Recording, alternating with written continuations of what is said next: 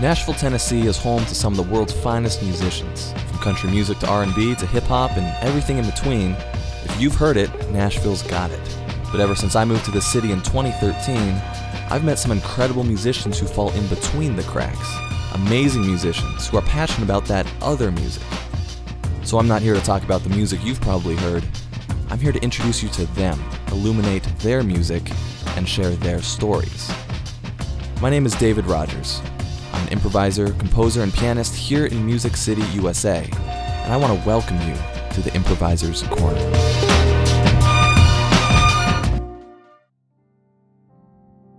On today's episode, I get to sit down and chat with longtime Nashville-based pianist, composer, and improviser Chris Walters. We talk about his brilliant and prolific creative output in the last few years, from his creative process at the piano, to his hand-drawn animations, to the role that his pets play in shaping his music. Plus, he tells us the story of how he became part of the legendary band, Alabama.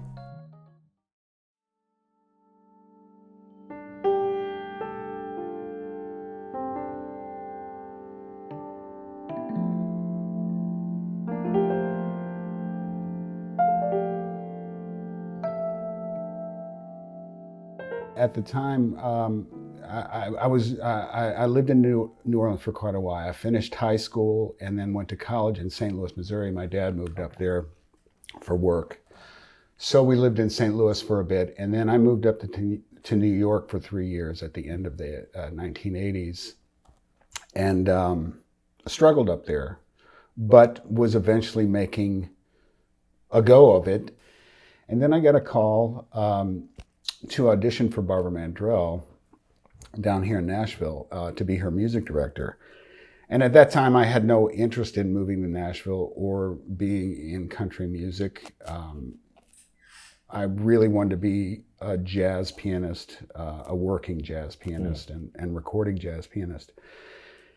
And I didn't expect to get the gig, but I was in a place in my life where I had a lot of time to myself, where I was like, okay, you have to decide, are you going to be a musician? Are you gonna do the work? I borrowed the money to fly down here to audition, but I really had no intent of even being offered the job. I just wanted the experience.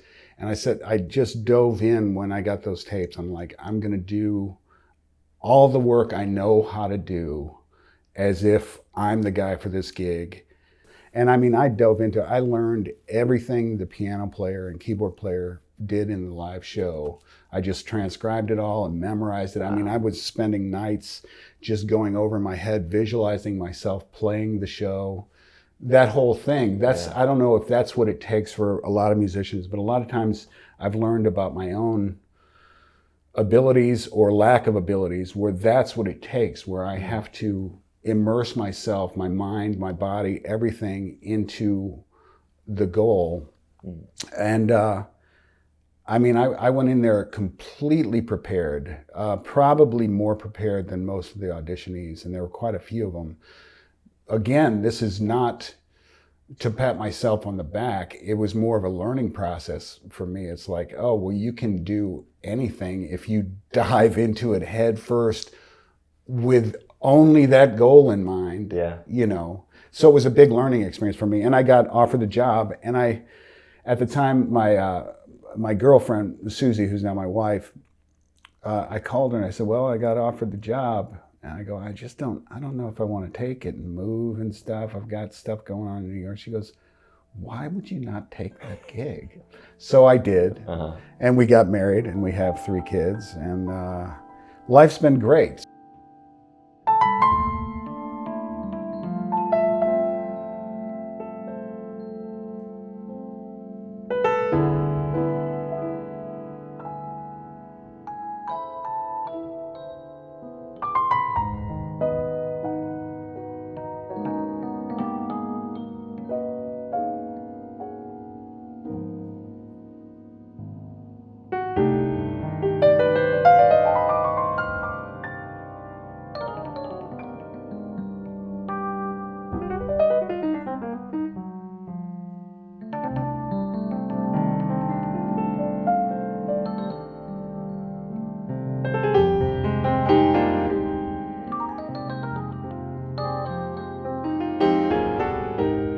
ended up becoming kind of a mainstay in the country scene for a while. You played with Alabama. I did, yeah. I had bands. 8 great years with the band Alabama, and they're a trip. In fact, I'm going to be driving down to Fort Payne, Alabama to play with Teddy Gentry, the bass player with Alabama. Wow. He called me a couple weeks ago and said, hey, are you free for this? I need you. It's not an Alabama date. It's with him for something. But I still keep in touch with him, mostly, all the guys, but mostly him. He's a really good friend, really interesting musician. And of course, those guys, I mean, they shot to the moon, you know. I mean, but it wasn't quick for them. They had started back in the 60s in high school. They're cousins, the three main guys are cousins, and they started playing, you know, bars and nightclubs in Alabama, then moving on. And it wasn't until 1978 that they even got recognized, you know, so. For you, coming from New York with a jazz sensibility and with that in your mind, what was that transition or direction change like for you? It was great. It was again one of those things, and maybe we'll get into this. I'll discuss all this. There's something in my personality that always believes I can do something, even that it's always been that way. Yeah, let's talk about that. Yeah, that's fascinating.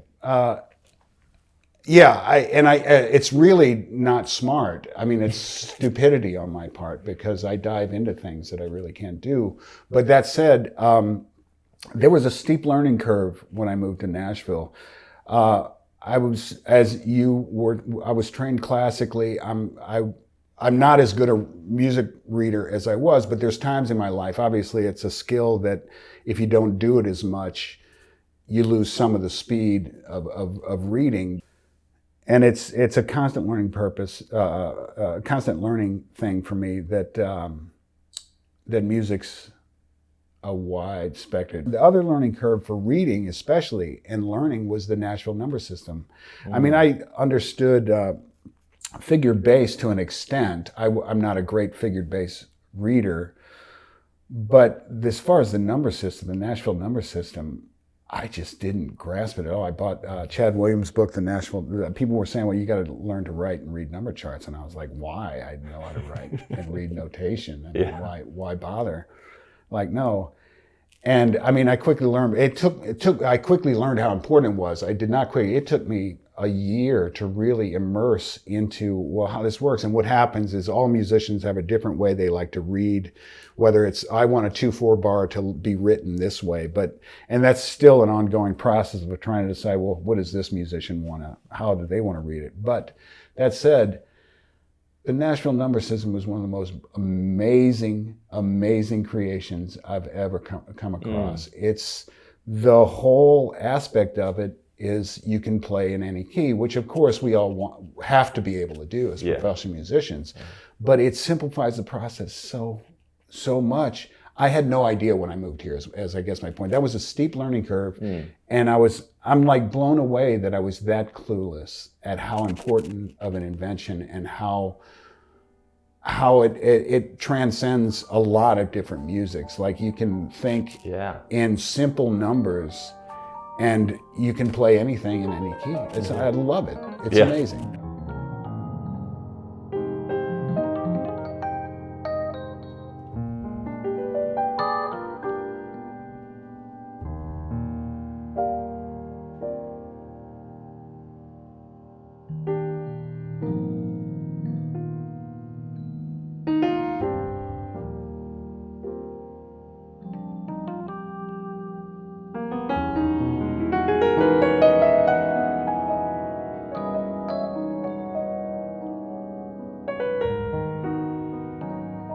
You're one of the most prolific artists here in town that I personally know, just on a personal level. And I'm wondering, how are you able to keep creating such high quality music? It seems like every 6 months you have a new project out. Well, this last year has been that way, but honestly, it's not been that way. I mean, Cool Blue Swing, is 2002. Yay Everybody Yay is 2012. And then Boneyard Thieves is 2018 and Whisper and Howl is 2019. So these last two somehow just exploded. And I guess there was that the Dave Liebman live at Third and Lindsay came out in that span too. And you're playing on that is fantastic as well. Thank you. So it kind of feels like there's been 3 albums in the last 12 months or something. Right, yeah. Well, that was an amazing night. Obviously working with all those musicians, Chester Thompson and Victor, and of course Dave and Jeff and James Da Silva. I mean, I loved everyone's playing on that, and I love all, obviously, those are some of the top musicians on the planet and have been for a while, but James Da Silva just knocked me out. Oh, yeah. Especially that night, like witnessing it that night, I was like, whoa, yeah, so. Yeah, so maybe talk a little bit about your creative output, especially in this last year. What has allowed you to put out so much great music? What happens, thank you for saying that. What happens is when I spend a lot of time at the instrument, at the piano, and over a course of time, of months, where I'm playing 3-4 hours a day, let's say, and working on a variety of stuff, whether it's Bach or Chopin or Stravinsky or Bud Powell or Monk or Chick Corea or something. It's just a conglomeration. Once I dive in deep to this music, I'm very close to the piano at that point, where it's the cliche, it's an extension of me at that point, because I know it. I'm inside, over the course of a few weeks or a month or several months, playing that often. I get in these zones where things just free up, and I'll just start improvising, kind of like we did in that segment, and ideas start flowing, and I don't know where they come from, but I just know that it's because I'm very close to the instrument and to the sound and to things. And of course, you try to avoid all the pitfalls of your own vocabulary that you've developed and have overplayed for years. And so you try new things, and out of that comes new ideas. I also read a lot. I used to read more fiction. I still read a lot of fiction, but I read a lot of things. I'm into John Krakauer's books right now, which I've read before, but I'm really fascinated by fiction almost in a different way than I am by nonfiction, in that the truth comes out. That whole idea of the truth being innately within something that's actually fiction is fascinating to me. And so I say all that because I read a lot of things are bubbling in my mind, and that all influences how I approach writing.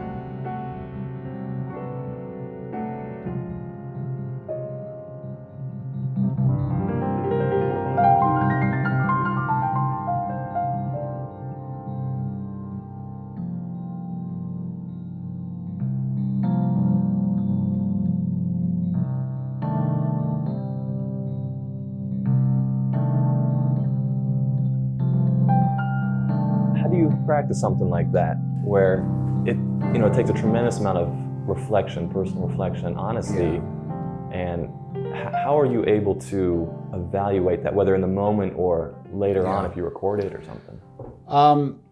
Well, recording it helps. Even sitting with, I used to sit with a Sony cassette player and record myself and listen back, and you find a lot of flaws. And they're frustrating. I think about that a lot because I have learned to work on my flaws, and that's over the course of many of decades, to be honest with you. But I think about the great players who I admire, where this perfection, this musculature, this physical ability to accomplish music, not just at a high level musically in terms of ideas and improvisation stuff, but the whole idea of touch, the articulation of the piano, the way every note has weight. Bill Evans to a super extreme. That's what he's brought to me. Is I've listened a lot to him, as we all have, and to me the whole idea that every note is not articulated the same. I don't mean that. I mean that every note he plays is as important as the last note, and I don't have that ability. I work towards it, but I don't know how he did that. I don't understand it. It's superhuman to me. Well, yeah, I think that's a good point, because it kind of demystifies greatness a little bit, because it's not just something that falls from the sky and falls on certain chosen individuals. It takes an incredible amount of hard work. That makes sense to me. And that actually, because that's all I can think of. It's like, well, these guys have a really great ability to focus, and they're going to spend the hours, they're going to spend the time, they're going to spend it, and they know how to spend the time, to make it effortless, because that's the whole idea,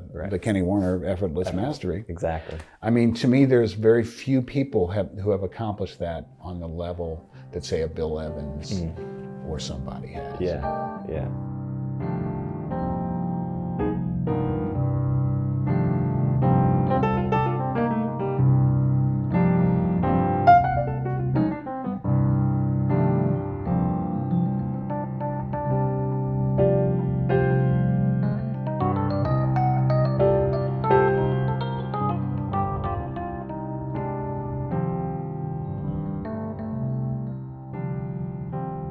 You spoke a little earlier about the piano as an extension of your playing and your artistry.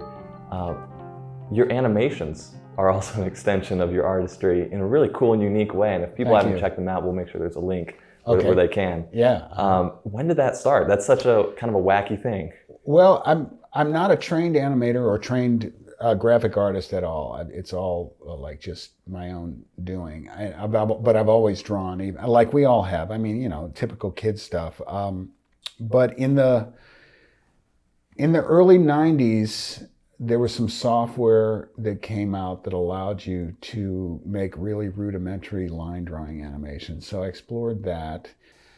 Although I consider myself a hack as an animator, I am a very vigilant student of the history and the tools, and I have studied animation. It's a very deep subject to me. It's very close to my heart. And the cool thing is, because it's now a little over 100 years old, we've got all these tools that the great animators that you might have heard of, or their work with Disney or with Warner Brothers, they've created a language and a way of doing things that enables you to skip just experimenting, trying things. Like you can go, okay, well, this walk cycle looks this way.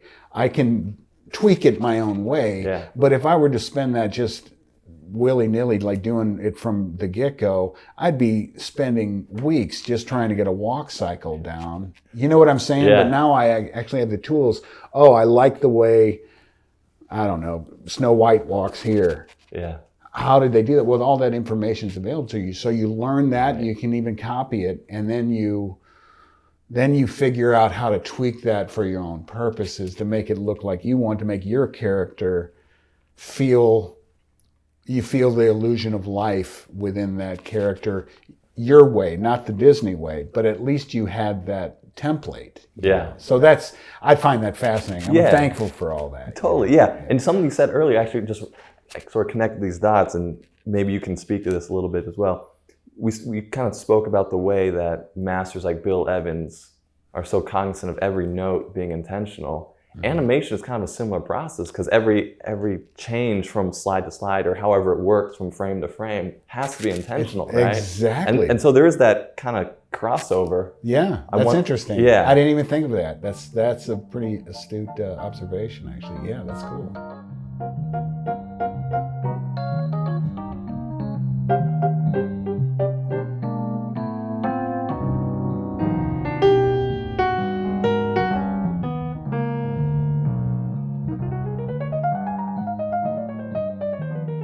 There was a dog we had before her, Lazarus, who was a brown and yellow lab mix, who I had a very tumultuous relationship with.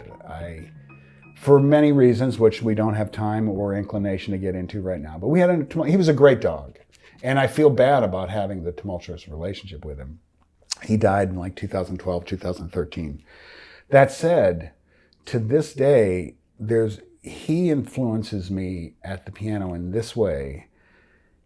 He loved music and he loved being around me and around people. So does Bailey. Bailey just loves having you guys here. It just means the world to her. But Lazarus while I was practicing, usually I'd be playing some difficult Bach passage or maybe some Stravinsky that was just driving me nuts. And Lazarus would come over here and just plop down on my right foot. So I couldn't really move it to get to the sustain pedal. Obviously with Bach, you're not supposed to use the sustain pedal anyway. But that said, it was really frustrating initially when he did that, because I was like, well, I would kind of move him initially, but eventually it got to be such a common occurrence that I just left it. He would plop basically on top of my foot, and I'd be sitting practicing these difficult passages, but I would learn to get through them because I was practicing. So to this day, when I'm learning a difficult passage, I often imagine him coming and plopping down on I have to do that just to get through the passage. I'm like, I have to feel that connection with him, or that I have to feel like he's doing that to me. So I don't know, that probably helps answer your question. Yeah. The other animal we had that was way into music and that I had a really close relationship with was Gatsby, the cat, my daughter's cat. One-eyed red tabby cat. But he would jump, while I was practicing, he'd jump onto the piano bench and he'd just sit there and look up at me with that one eye. And I'd be playing and he'd take his paw and rub my hand. So I'd be like, oh, he wants me to pound. So I'd stop practicing and I'd start petting him and he'd paw the piano. So I'd go back to playing and then he'd paw my hand. Well, eventually I realized he wanted me to do this the whole thing. Yeah, it's like, he was just my buddy. So there, I don't know if that answers your that's question. awesome. Those two animals were more influential. That's cool. Inspiring me. Yeah. Sorry, Bailey. I love you, girl, but you just don't care. Lastly, I'm always curious about people's answers to this question, which is any wisdom that you now know, or anything that you know now that you would impart to the younger version of yourself. Maybe when you first moved to New York or first moved to Nashville. Yeah. I would say, I don't know, the quick answer would be, I wanted to play piano when I was 7, and it was due to watching my parents' black and white TV, and I was watching, I think it was Van Cliburn playing a concert. Wow. And I zoned in, and I was like, I can do that. Not, I want to learn to do that. I can do that. So my mom, who played piano when she was younger, bought this old upright grand that had a player in it that didn't work, and it was out of tune. It was just a beat up. It probably cost him like $50. It was a horrible piano, but that said, I'm 7 and I think I can do this. Yeah. Not I want to learn how to do this. I'm like, oh, I'm going to sit down and be like Van Cliburn, even though I didn't know Van Cliburn's name at the time. Well, of course, I sat down and started playing one note at first and then trying to do 2 hands. And I was shocked at how horrible, like I didn't understand that, and this says a lot about my personality. I kind of touched on this earlier in our interview. I don't know why I think I can do things, but apparently I've always thought that and had to learn that I can't, that I have to learn it. So my advice to my younger self would be realize and welcome the work. Like, it's kind of cliche at this point, but anything worthwhile takes constant work. You're never, and that's the beauty. I talked about this with my son when he was learning guitar in high school. He learned how to sweep on guitar, and he worked hard and he was great at it. And once he did, he goes, now I want to do something else. I hate sweeping on guitar. I was like, that's the curse of a musician, Zach. You never, no matter how good anyone gets, there's always more music to learn. I can never be bored because there's too much music to learn. There's too much great stuff that I can learn. So my advice to my younger self, be it moving to Nashville or moving to New York, is be prepared to work. Like, don't ever think you've got this, because that's not even where the fun is. Right. You know, you think you can do stuff because it looks cool or sounds cool or is a great idea, but you can't. You will be able to, but you're going to have to really enjoy the deep amount of work it's going to take to get there. Yeah, the joy lives in the process. Exactly. Absolutely. Precisely. Yeah. Mm-hmm. Yeah. Well, thanks, Chris. This has been a blast. Thanks you, David. Much. Yeah, same here. I really enjoyed it.